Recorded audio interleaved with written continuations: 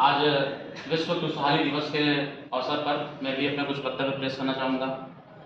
सबसे पहले हमें समझना पड़ेगा कि खुशी और आनंद में अंतर होता है। खुशी होती है हैप्पीनेस और आनंद होता है प्लेजर।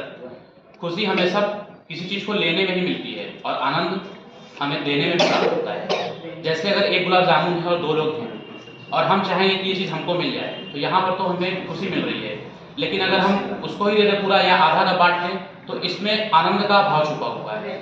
और ये जो जीवन है, जीवन का जो पर्याय है, एक तरह से संघर्ष भी है और संघर्ष में ही आनंद छुपा हुआ है अगर हम उसे तलाशें तो। जैसे अगर हमारे सामने भोजन रखा है, उस भोजन को खाते हैं तो दो दांतों के बीच में संघर्ष चलता है। उन संघर्ष के द्वारा जो रस बनता है वो हमें आनंद की अनुभूति देता है।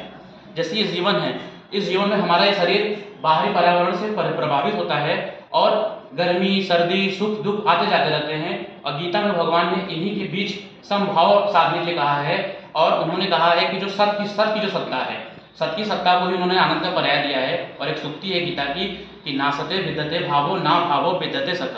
मतलब कि असत वस्तु की तो कोई सत्ता ही नहीं है और सत वस्तु का कोई अभाव नहीं है। अगर हम चाहें तो हर चीज़ में हमें खुशहाली मिल सकती है। अगर एक चींटी भी चल रही है लाइन बनाते, तो वहाँ पे हम देख सकते हैं कि हाँ वो संघर्ष कर रही है, लेकिन इस संघर्ष का जब परिणाम उसे मिलेगा क्या, कि उस अनाज को ले जाएगी अपने घर में और आराम से समूह के साथ मिलकर बैठ करके वो जब उसके साथ खाएगी तो उसे आनंद की प्राप्ति होगी।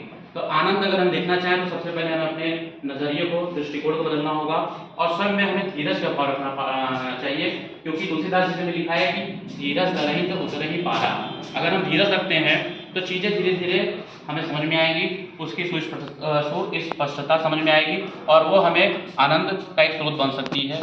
इसी के साथ और वाणी को विराम देना।